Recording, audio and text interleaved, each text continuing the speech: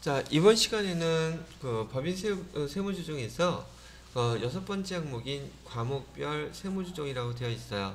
이 과목별 세무조정은 재무회계에서 우리 계정별로 차이나는 금액들과 세법에 의해서 차이나는 계정 과목들을 갖다가 조정해주는 항목들을 얘기해요.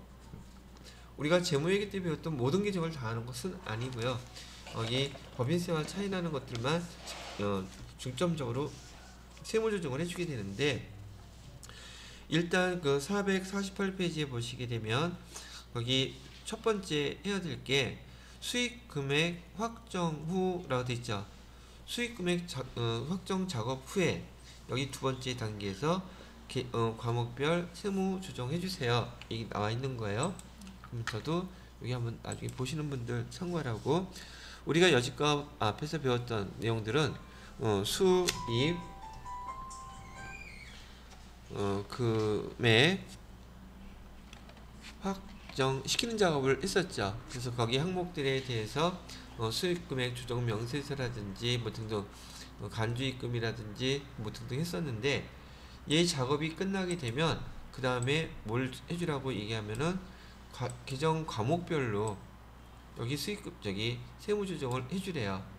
그래서 그 내용이 과목별 세무조정 그랬는데, 이 과목별 세무조정에 이 과목이 뭐가 있느냐는 거예요. 뭐가 있느냐 봤더니 거기 첫 번째 감가상각비 나와있고, 퇴직급여 충당금 나와있고, 퇴직연금 부담금 나와있고, 대손충당금서부터 해서 13번 13가지죠. 여기 13가지 기부금 조정 명세서 이렇게 세무조정을 하고, 오른쪽에 보시니까 그 각 계정별로 과목별로 세무조정하고 나서 걔를 세무조정 다음에 소득처분을 해줘야 되겠죠. 그 세무조정하고 소득처분하는 거는 제가 아까 어떤 거 누르라 그랬어요. 소득합계 조정표라고 키 단축키 거기 합계 등록이라고 되어 있는 거 오른쪽에 있죠. 합계 등록에다가 세무조정하시고 소득처분까지 입력해 주세요. 뭐에 대해서요? 과목별로 다 해주세요. 그래서 이게 이제 우리가 여기 세무조정하게 되는 거의 메인 이슈 중에 하나가 이해가 된다는 얘기예요. 되셨죠? 자, 그렇다면 이 계정 과목들을 갖다가 여러분이 기억을 해 놓으셔야지만이 순서대로 나중에 그 화면들이 하나씩 떠오를 수가 있어요. 그거 각계전투 하듯이 뭐 감가상각비, 대손충당금, 기부금 얘가 뒤죽박죽이면 세무조정은 어떻게 해주라 그랬어요? 순서대로 해주라 그랬었죠? 그 흐름이 깨져요. 이유가 있기 때문에. 그래서 10분 쉬었다가 계정 과목 13가지 바로 암기할 수 있는지 없는지 한번 테스트를 해보도록 하겠습니다. 예, 10분 쉴게요. 자, 그래서 지금부터는 과목별로 세무조정을 해야지 되는데요. 수익금액은 다 확정했고, 부가세법에 관련된 거 조정 후 수익금액 명세서도 작성을 해봤고, 남아있는 것은 다음 단계는 과목별로 여기 세무조정을 한다고 되어 있단 말이죠. 과목별 세무조정을 해주는데, 계정 과목은 총 13가지가 있다 그랬어요. 제일 대표적이고 시험 문제에 잘 나오는 건 또 회사 법인에서 그러니까 자산을 구성하는 요소 중에 제일 큰 금액 중에 하나가 그 유형자산이고 무형자산이잖아요. 그래서 감가상각비예요. 감가상각비에 대해서 세무 조정을 해주고요. 두 번째로는 퇴직급여 충당금, 세 번째로는 퇴직연금, 네 번째로는 대손 충당금하고 대손금 같이 연결되어 있고요. 그 다음에 다섯 번째로는 접대비, 그 다음에 여섯 번째로는 가지급금. 여러분 쓸 필요 없어요. 거기 있는 거니까. 중요한 건 지금 제가 이거 안 보고서 쓴다는 거예요. 그러면 여러분들한테 안 보고서 쓰라고 제가 또 강요를 하겠죠. 일곱 번째 거는 뭐죠? 까먹었어. 재고자산. 재고자산. 저는 까먹어도 되는데 여러분은 까먹지 않도록 해야죠. 그 다음에 8번째는 외화자산. 9번째는 세금과 공가. 이 완전 완벽하게 제가 암기가 안 돼서 그래요.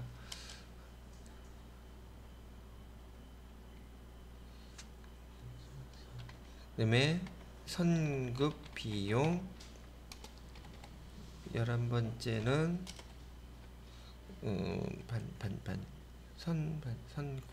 건설 자금 이자. 그 다음에 12번째는 업무 무관 지급이자. 13번째로는 기부금. 자, 지금 제가 한번 어리버리하게 13가지를 다 이렇게 한번 쭉 적어봤는데요. 계정으로 봤을 때는 여러분이 뭐 나름 뭐 어렵다고 생각하는 것들은 아니에요. 많이 익숙하게 봤기 때문에 이런 항목 13가지를 우리 재무회계와 그 다음에 법인세법에 따라서 차이 내역들을 세무조정을 해주고 소득처분을 다 해주셔야 된다는 얘기죠. 그래서 여기에 해당되는 명세서도 여러분이 작성하는 걸 이제 하나씩 다 배우시게 될 거고요. 그러면 얘를 암기하는 방법은 전 이렇게 암기를 했답니다. 제가 처음 이거 수업할 때 그때가 작년 추석 때쯤 됐었어요. 그러다 보니까 옛날 어렸을 때는 그 친척들 어린애들이 명절 때 이렇게 모이게 되면 먹을 거 갖고 좀 많이 감춰놓고 막 등등 내 거 이렇게 하고 그러잖아요. 추석에서 그 등등 과일 중에서 많이 그 보이는 것 중에 하나가 가을에 감이 대표적인 것 중에 하나잖아요.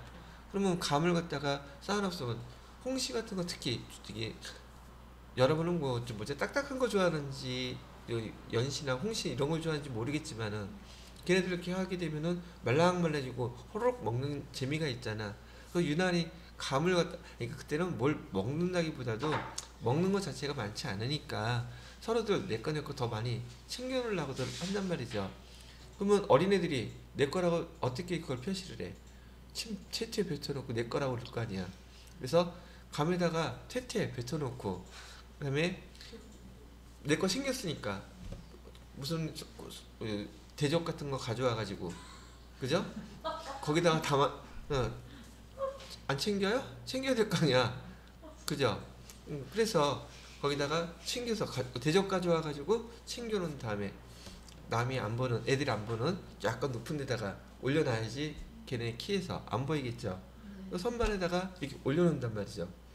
그러면 이런 내용들은 사실상 지금 여기 앞에 있는 그 용어들을 제가 따서 한번 말거리를 만들어 봤는데 13개 외우는 게 이게 만만치 않더란 말이죠. 그래서 앞에 3가지 단어를 이렇게 땄어요. 감, 퇴, 퇴. 감에다가 침 뱉어놓는 그 모양을 흉내내서 감, 퇴, 퇴.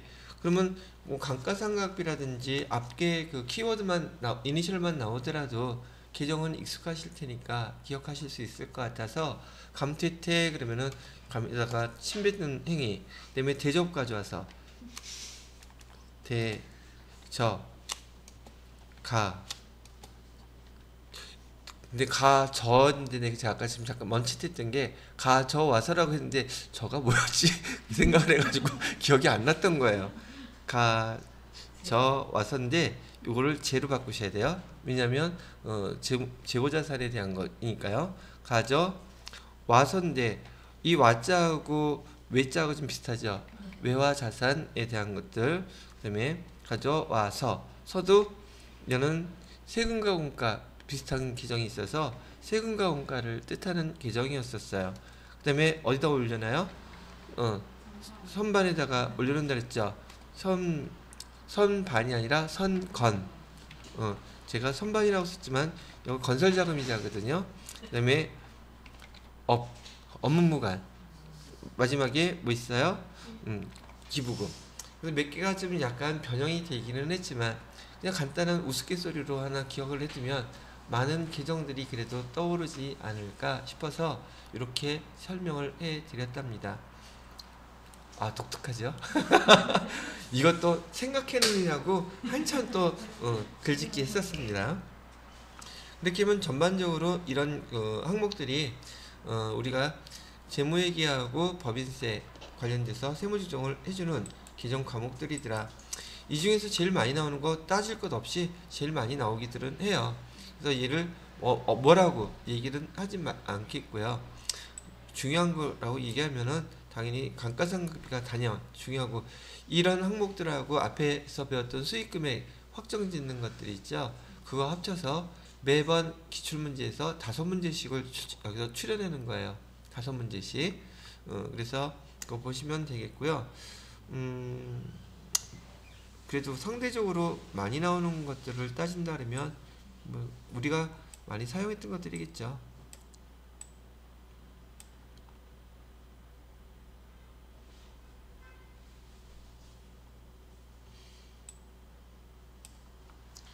얘도 좀 퇴직금과 관련된 것들은 우리 업무에서도 회사에서 퇴직금 없는 회사가 없기 때문에 제일 많이 나오는데, 결국 치다 보면은 제일 많이 실무에서 벌어지는 규정들, 그걸 중심으로 해서 많이 나오더라고요. 가지급금은요, 아니 법인들 치고 법인 규모가 다 크지 않기 때문에 법인이라고는 하지만 거기 대표가 다 사장님이시잖아요. 대표이사가 아니라 사장님이야. 그냥 돈 가져가고 여기다 넣고 저기다 넣고 그 가지급금들이 엄청 많아요. 그리고 기장 대행 맡겨놓더라도 사무소에서 일정하게 그 신고할 때 되면은 이자 얼마 먼저 입금 시켜 놓으셔야 됩니다. 이거 계산해 갖고서는 그 금액을 입금시켜 놓으랬더니 다른 법인에서 빼갖고 여기다 놓고 여기다 놓고 돌려받기 하고 있더라고요. 아니 저도 주로 자료들을 가끔 보기는 해요. 이런 자료 보게 되면은 정상적이지 않은 회사들의 그 법인 세무조정을 하는 게 여기 그 금액이 크지 않기 때문에 규모가 주로 세무사 사무소나 회계사 사무소에서 먹고 사는 방법이 아닌가 싶은 생각이 들어요. 자, 여하튼간에 그래서 정상적이지 않다고 얘기하는 것은 법인들에서 증빙서류들이나 이런 내용들을 알고서 준비해 놓거나 그걸 알고서 쓰는 경우가 아니란 얘기예요. 그냥 사업 필요하게 되면 있는 돈도 쓰고 가져오기도 하고 영수증도 없고 막 그런 경우가 지금 허다한 것 같아요. 자, 여하튼 이렇게 소개는 시켜드렸어요. 그 다음 습득하는 것은 여러분들의 몫이에요. 지현씨 다 외웠어요? 한번 따라해봐. 감퇴퇴 대접 가져와서 선반 업기 이렇게 하면 되겠죠? 그래도 많은 부분은 규정들은 기억이 나실 거라고 생각이 들어요. 왜냐면 한번 웃었기 때문에. 그래서 한두 번 규정들 생각하시면서 이걸 한번 떠올려 보시면 좋겠어요. 자, 첫 번째 우리 개정 과목별로 세무조정을 하는데요. 1번이 감가상각비예요. 그리고 보통 우리 1번하고 맨 마지막 번호는 잘 기억나잖아요. 감가상각비하고 13번 번호까지 붙여서 기억하시면 더 좀 도움이 될 거예요. 맨 마지막 게 기부금이에요. 그래서 그렇게 기억을 해 놓으시고요. 감가상각비 조정과 관련돼서는 지난번에 제가 얘기 드렸던 그 결산 조정상 1번이에요, 얘가. 그죠? 그래서 그때 감자 충고생, 이것도 어떻게 기억나요? 그래서 얘는 결산 조정 항목이기 때문에 회사에서 비용으로 계상하지 않으면 거기 부족액이 생기더라도 얘를 갖다가 인정해주지 않는다 그랬었어요. 그래서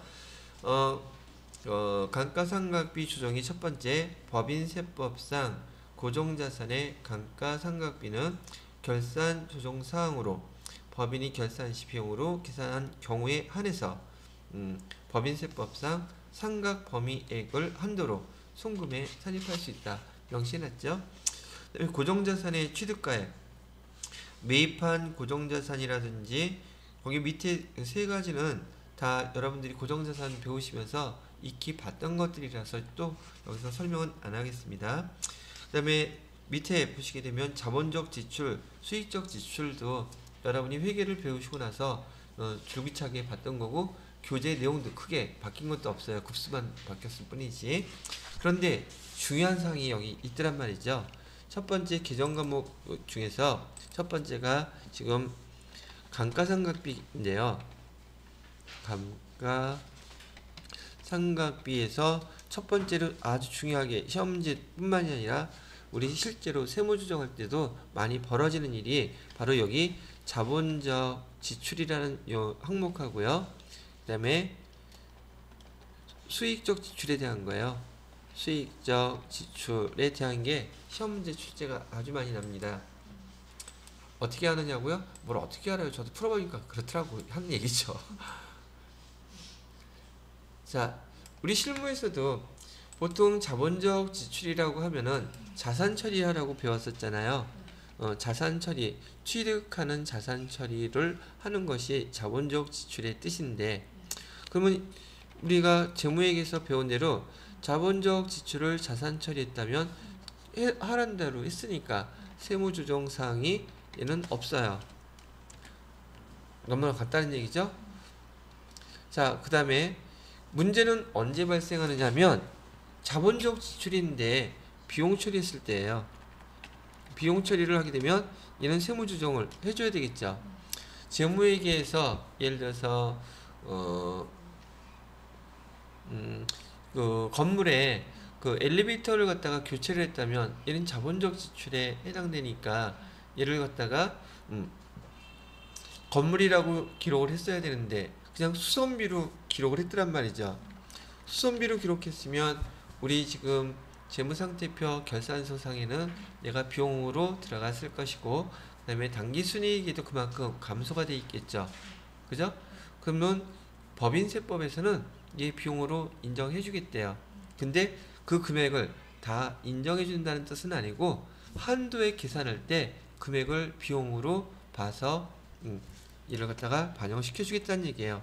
그럼 얘는 우리가 배웠던 결산조정상에서 즉시 상각 의제로 얘를 비용에 한도에 계산할 때 포함시켜 주겠다는 얘기예요.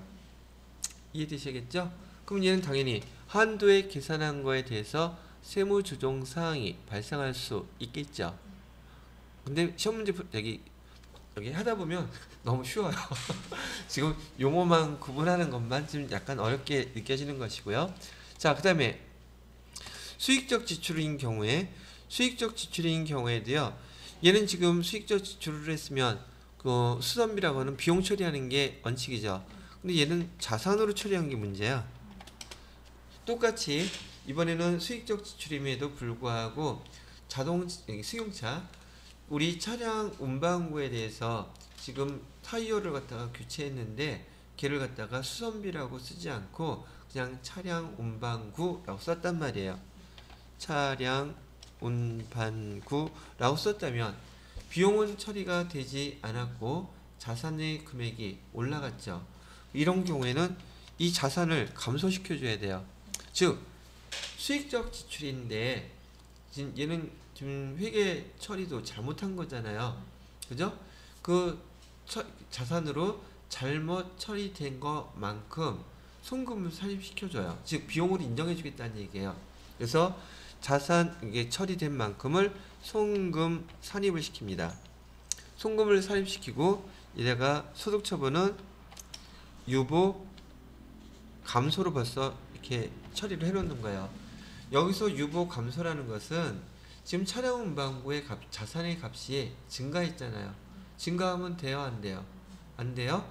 그러면 송금 산입을 해서 비용으로 인정을 해주면 그 금액 된 것만큼 자산을 그만큼 감소시키겠죠. 얘가 세무조정이니까 송금에 자산으로 들어간 금액만큼을 비용으로 인정해서 송금 산입을 시키는 게 세무조정이에요. 그다음에 소득처분은 그 이제 지금 자산을 감소시켰죠. 그래서 미리 비용 처리를 했기 때문에 유보를 미리 감소시켜 놓는 거예요. 그러다가 이 자산이 언젠간 처분되겠죠. 그때 세무조정할 때 유보 감소했던 걸 유보 발생으로 하면은 서로가 상기가 된단 말이죠. 여기서의 개념은 차량 운반구란 자산이 증가했다는 걸 먼저 아셔야지 돼요. 그러면 자산이 증가한 만큼은 지금 자산을 다시 감소시켜줘야 되겠죠. 그죠? 그래야지 영향이 없을 거 아니에요. 자산에. 소득 처분은 어떻게 준다? 유보를 감소시킨다. 미리 비용 처리를 해줬다는 뜻이에요. 이해되셨어요?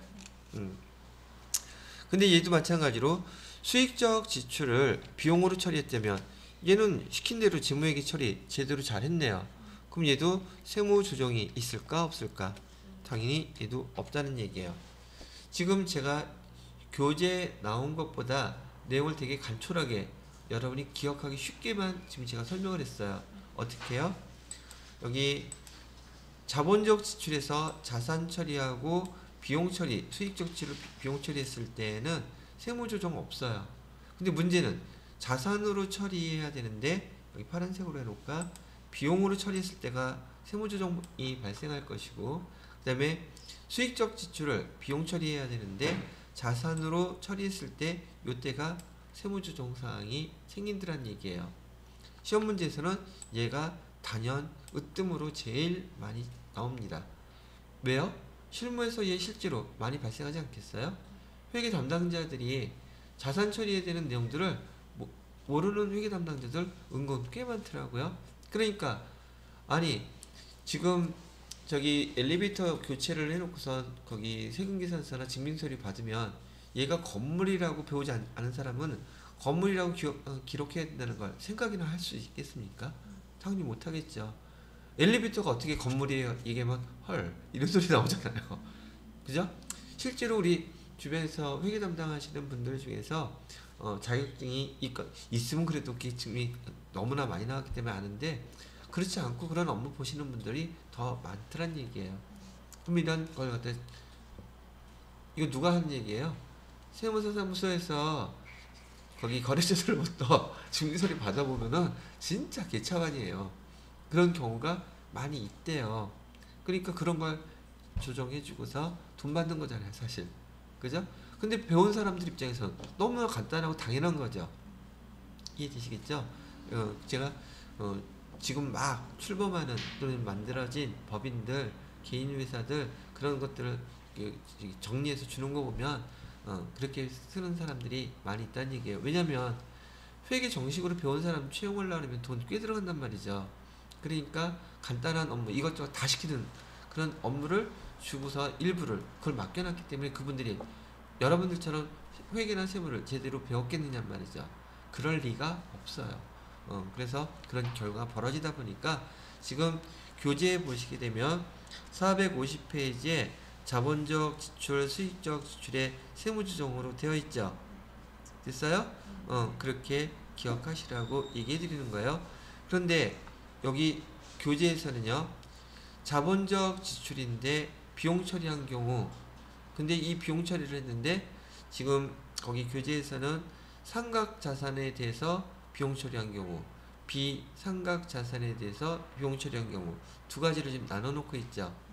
그럼 비상각 자산은 뭐 떠올릴 수 있어요? 토지. 예. 거기서도 돈 쓸 수 있잖아요. 그죠? 그런 거일 때 얘는 자산의 값이 또 자산이 지금 자산 처리해야 되는데 비용 처리해 놨죠. 비용 처리해 놓은 거 송금으로 인정해 주겠다 안 해주겠다. 얘는 지금 비용 처리 벌써 해 놓기 때문에 성격 자체가 자산으로 처리해야 될 게 비용인데 송금은 인정 안 해주겠다는 얘기예요. 일단은 송금 불산입 시켜놓고 이렇게 유보 발생시켜서 나중에 그 토지가 처분될 때 그 유보 감소시키겠다는 뜻이에요. 그럼 이런 내용만 일단은 한번 봐두시면 되겠죠? 왜? 오늘 배우고 인생 종치는 거 아니니까 자꾸 반복하실 거고 근데 요거는 아주 많이 출제가 되더라고요. 되셨죠? 그 다음에 이제 이론에서 가끔 나오는 문제인데요. 밑에 잔존가액하고 비만가액이라는 용어가 있는데 이건 어떤 의미에서 이런 걸 갖다가 지금 기록하라느냐면은 회사에서 유형자산이 워낙이나 많아요. 그러면 법인세법에서는 그 상각 자산들에 대해서 지금 그게 처분돼서 없어진다 할지라도 얘가 있었던 흔적을 남기라는 얘기예요. 그래야지 세무조사를 할 수 있으니까. 그래서 금액을 완전히 처분해서 없애지 않는다면 그 계정에 대해서 1,000원 1,000원은 잔액을 꼭 남기래요. 그 다음에 거기 잔존가치 몇 %라고 나와 있어요? 5%라고 나와 있죠? 거기 그 금액 중에서 정률법을 적용할 때는 그래서 5%가 되는 것이고요. 정액법을 했을 때는 비만가액으로 1,000원 이렇게 금액으로 얘기를 하고 있더랍니다. 아시겠죠? 그리고 얘를 갖다가 이제 완전히 처분할 때 그 1,000원 비만가액 남겨놨던 거 다 없애래요. 그럼 지금 남겨놨던 거니까 처분할 때 다시 당연히 송금이 되겠죠. 요걸 말로 물어봐요. 자, 내용연수의 범위라고 되어 있는데 기준 내용연수는 지금 보편적으로 기업회계 기준에서 일반적으로 생각하는 기업에서 사용하는 내용연수를 얘기해요. 근데 법인세법에서는 기준 내용연수에 플러스 마이너스를 해서 그 내용연수를 조정해도 그거 다 인정해 주겠다고 얘기하는 내용이랍니다. 뭐 어차피 얘는 시간 지나면 다 저기 비용화 시켜야 되는 것들이잖아요. 그거 한번 읽어보시면 되겠고요. 그 다음에 감가상각의 구분이라고 되어 있는데 거기 무형자산과 건물은 정액법으로 상각하라고 되어 있죠. 그리고 또 보통 이런 감가상각 방법이라든지 재고자산의 단가 결정 방법들 이런 건 저기 법인 설립하거나 등등 할 때 미리 세무서에 다 신고해 놓아야 돼요. 어떤 방법을 하겠다고. 그래서 근데 신고를 안 했을 때는 무조건 건물은 뭘로 한다? 건물은 뭐 기억할 것도 간단하네요. 뭐 다 정액법이죠.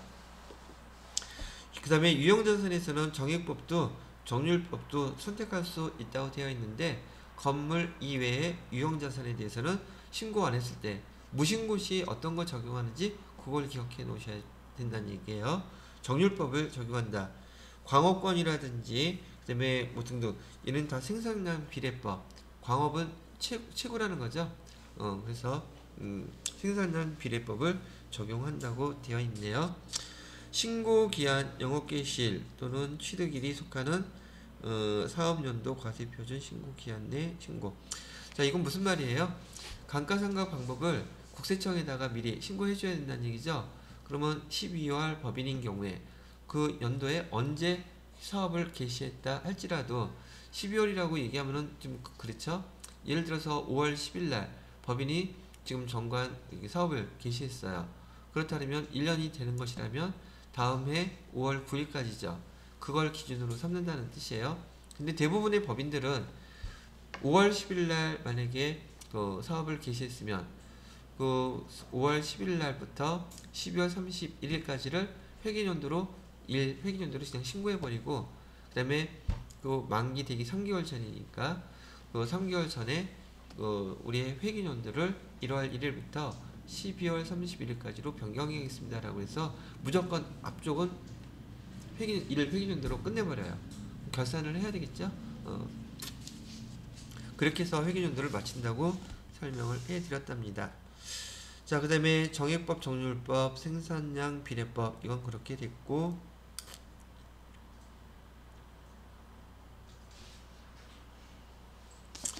그 다음에 거기 7번에 보시게 되면 감가상각의 시부인 계산이라고 되어 있는데 그 내용들 앞으로 좀 많이 나올 거거든요. 한 번만 그냥 봐두시면 돼요. 우선 회사에서 계산하는 감가상각비가 있겠죠. 그죠? 감가상각 이걸로 해볼까? 감가상각비 회사 계상액. 감가상각비를 정률법이 됐던 정액법이 됐던 회사에서 감가상각비를 예를 들어서 50만 원을 감가상각비로 계산을 해 놓았대요. 그랬는데 상각 범위액이라는 게 있는데 상각 범위액이 계산된 금액으로 등등 해봤더니 40만 원까지만 가능하더래요. 그러면 지금 얘는 우리 회사에서 계상한 감가상각비가 얼마를 더 초과했어요. 여기 상각 범위액이라는 것은 우리가 계산하는 게 아니라 법인세법에 의해서 상각 범위액을 계산해 놓은 거예요. 즉 한도액이에요. 근데 그 한도액을 감가상각비에서는 상각 범위액이라고 불러요. 됐죠? 그러면 법인세법에서는 이 상각 범위액을 초과한 거에 대해서 비용으로 인정해 주겠다, 안 해주겠다? 안 해주겠죠? 그래서 얘를 갖다가 상각 부인이라고 불러요. 상가 부인이 아니라 상가 부인이라고 얘기하고, 부인은 한자어로 인정하지 않겠다는 뜻이에요. 뭐 부인의 낭군님, 부인님 그거 아니고요. 상각 부인액이라고 부르고, 상각 부인액은 얼마가 되겠어요? 10만원 되겠죠? 이 10만원에 대해서 얘 지금 재무회계와 감가상각비에 대해서 법인세법이 지금 차이가 났죠. 그럼 세무조정 해줘야 될 거 아니에요. 그럼 얘는 입금 불산입이에요? 입금 산입이에요? 얘는 지금 비용 얘기하고 있잖아. 그럼 송금에 인정해주겠어요? 안 해주겠어요? 세무조정할 때 이 금액만큼은 세무조정하면서 송금 불산입에 해당되겠죠. 알겠어? 이렇게 해놓고 내용은, 이 내용 쓰는 게 좀 어려운데, 감가상각비 어떤 거에 대한 감가상각비인지는 나중에 이제 연습하면서 그때 사용하기로 하고, 얘가 만약에 차량 운반부에 관련된 거면 차량 운반부 상각 부인액 이렇게 쓰시면 돼요. 이게 제일 편하더라고. 앞에 계정 붙여가지고. 그죠? 그래서 비품이라고 하면 비품 상각 부인액 이렇게 쓰면 다 알아들으니까. 근데 이거 뭐 잘못 썼다고 감점하거나 그러진 않아요. 내가 채점자 아니어서 모르나? 감점하면 어떡하지? 이렇게 하고, 소득처분은 지금 얘는 이 자산이 지금 없어진 게 아니죠. 부인된 것만큼은 유보시켜 놓는 얘기예요. 그러면 소득처분은 유보 발생이 되겠죠. 되겠어요? 이것도 이제 이거 끝날 때까지 한번 계속 반복해서 연습해 보시면 그 중에서 많이 금방금방 습득되는 것들이 있으실 거예요. 처음이어서 조금 낯설은 건 있으시겠지만, 자, 상각 부인액이 있고요. 그 다음에 또 뭐 있느냐면, 금액이 이번에는 파란색으로 써볼까요? 똑같이 50만원이었어요. 근데 상각 범위액이 60만원이래요. 그럼 우리가 상각할 수 있는 금액은 아직도 10만원이 더 있죠. 그러면 얘는 부인액이 아니라 상각 시인액이라고 부른단 말이죠. 상각 시인액이라고 부르고, 상각 시인액은 차이가 나는 게 10만원이 지금 차이가 나고 있어요. 그죠? 근데 제가 감가상각비는 결산 조정 항목이므로 회사에서 비용을 제대로 다 채우지 못했다면 얘는 그냥 소멸시킵니다. 세무조정이 있다는 뜻이에요? 없다는 뜻이요? 없다는 뜻이에요. 그런데 이 자산에 대해서 전년도에 감가상각하고 그 송금 불산입했던 금액이 있다면 걔는 전년도 거 지금 모자른 만큼 채워준다 그랬죠. 걔를 우린 뭐라고 부르냐면 송금 추인이라고 불러요. 추인, 추가적으로 인정해 주겠어요, 이런 뜻이에요. 그럼 얘도 세무조정이 필요하겠죠. 전년도에는 감가상각비가 많아서 송금 불산입했죠. 근데 올해는 얘 지금 송금 추인해서 사용하겠다는 뜻이죠. 그럼 얘는 송금으로 인정해 줘야 되죠. 그래서 세무조정은 여기 송금 산입 이렇게 돼야 되겠죠. 알겠어. 그리고 내용은 또 뭐라고 써요? 그냥 그대로 쓰세요. 그 유형자산 명칭에다가 예를 들어 비품 거기 그 상각비, 비품 상각비, 송금 추인액, 아니면 비품 송금 추인액 이렇게 쓰면 돼요. 굳이 뭐 감가상각비까지 안 써도 될 것 같으니까. 그래서 비품을 감가상각하는 거 모르지 않겠죠. 그래서 이렇게 써놓으시고, 소득처분은 어떻게 해야 돼요? 이제 유보를 감소시켜 줘야죠. 왜냐하면 전년도에 유보 발생을 해놨잖아. 그럼 얘 지금 사용하는 것만큼은 유보를 감소시켜 줘야 된다는 얘기예요. 하고 보니까 되게 어렵지가 않네. 얘 안 어려워요. 근데 용어가 처음이니까 낯설어서 그런 것들이고요. 지금 며칠 벌써 지났지만은 여러분들이 그 세무조정할 때 그 나왔던 입금산입이라든지 송금 불산입이라든지 송금 산입이라든지 입금 불산입, 얘가 세무조정이라는 것조차도 모르는 사람도 허다하게 있더란 말이죠. 그걸 고르는 게 세무조정이고, 걔를 소득 어느 쪽으로 처분했는지 그게 소득처분인데, 그냥 세무조정 소득처분 이렇게만 얘기를 하고 교재를 적나라하게 읽다 보니까 머릿속에서 정리가 안 되는 게 보편적인 상황이 벌어지더란 얘기예요. 이렇게 설명해서 잘 알아들으면 괜히 내가 설명을 잘해서 그런 것처럼 오해하잖아. 전 교재밖에 안 읽고 있는데 지금. 아니에요. 에이. 어떻게 엄청해주실까? A 다음에 B지. 네. 자, 그래서 거기 451페이지 보시게 되면 상각 부인액 시인 부족액에 대해서 또 내용들을 좀 설명을 하고 있어요. 중요한 내용들은 제가 예를 갖다 한번 설명을 해드렸으니까 교재 천천히 읽어보시면서 눈에 많이 익혀놓으세요. 아시겠죠? 자, 그 다음에 452페이지에 보시게 되면 양도 자산의 상각시 부인액이라고 되어 있는데 지금 우리 그 자산을 갖다가 양도 매각한다는 얘기죠. 일반적인 경우에 법인이 고정자산을 양도한 경우에는 당해 양도자산에 대한 상각 부인액을 송금 산입하고 유보 감소시킵니다. 그런데 얘 지금 처리해서 없어지는 경우잖아요. 그럼 여지껏 얘와 관련돼서 부인됐던 것들이 있으면 처분하는 시점에는 다 인정해줘야 되겠죠. 처분하는 거니까 더 이상 사용하면서 감가상각할 것이 아니므로 일반적인 경우에는 얘 다 송금 산입하고서 유보 여지껏 발생했던 거 관련된 거 싸그리 다 감소시킨단 말이죠. 얼마는 빼고 그 다음에 감가상각 자산의 일부를 양도한 경우는 그냥 한글 읽어보세요. 자, 그 다음에 그 9번에 감가상각 의제라고 되어 있는데 이도 한번 읽어볼게요. 각 사업연도 소득에 대한 법인세가 면제 또는 감면되는 사업을 영위하는 법인으로서 법인세를 면제 감면을 받는 경우에 개별 자산의 상각 범위만큼은 송금에 산입해야 된다. 이게 무슨 말이냐면요. 지금 우리 회사에 고정자산을 사용하고 있는데 얘를 사용하게 되면 사용한 것만큼 감가상각비는 당연히 발생을 하겠죠. 그런데 이 비용을 갖다가 사용하지 않더라도 지금 우리 회사는 법인세를 갖다가 감면 또는 그 면제를 받기 때문에 지금 돈 낼 게 세금이 하나도 없어. 그러면 세금을 갖다가 감가상각비를 갖다가 계산하게 되면 나중에 얘를 우리가 비용을 적게 하면서 세금을 적게 낼 수 있겠죠. 그죠?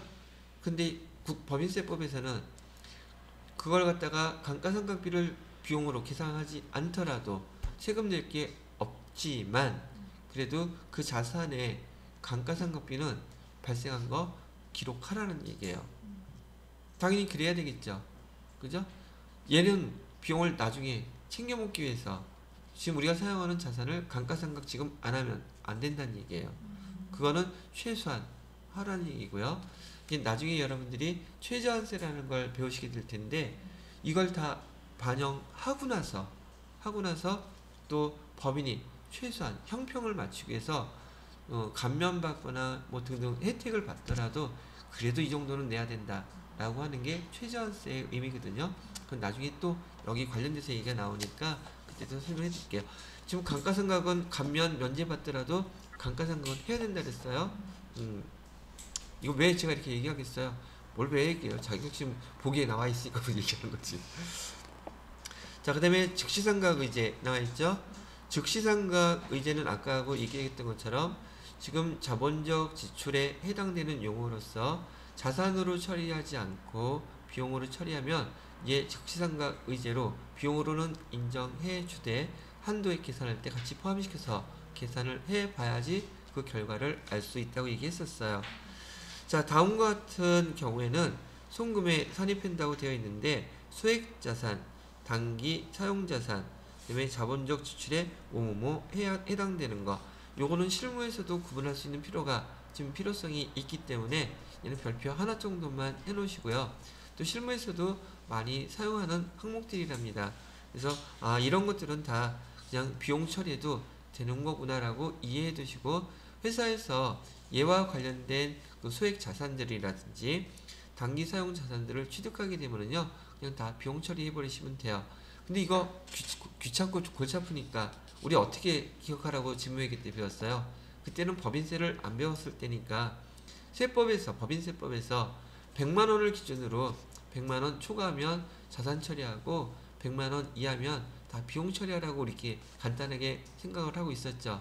그 금액을 기준으로 해서 거기 소액자산이 됐던 단기 사용 자산이 됐던 자본주의 한번 내용 쭉 읽어보면 거의 큰 틀에서는 많이 차이가 나지 않을 거야 아마.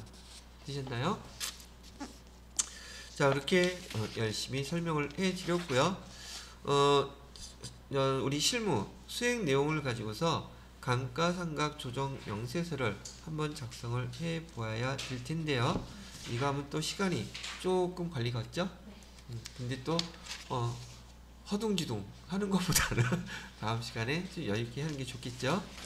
지금 여기 최소한 13가지 항목과 그 다음에 공제감면세액이라든지 최종 목적인 법인세, 과세표준하고 세액조정계산서까지 하려면 지금 제가 다음이 수업이 언제죠? 금요일날 있죠? 금요일날 늦어도 다음주 월요일날은 무조건 교재는 다 끝내놓고 기출문제 좀 풀어드릴 지금 계산을 갖고 있으니까. 그리고 여기는 지금 계정 과목별로 세무조정하는 거 처음 배우시는 거라서 제가 좀 자세히 설명했어요. 다음번에 또 입금산입이라든지 아니 뭐죠? 부인액이라든지 시인액이라든지 한도 초과액이라든지 이런 것들이 나오게 되면 간단하게 하고 넘어가도 되겠죠. 자 그러면 시간은 한 5, 6분 남았어요. 그럼 앞에 지금 진도 나갔던 거 필요한 부분 여러분들이 천천히 한번 정리하면서 읽어보시기 바랍니다.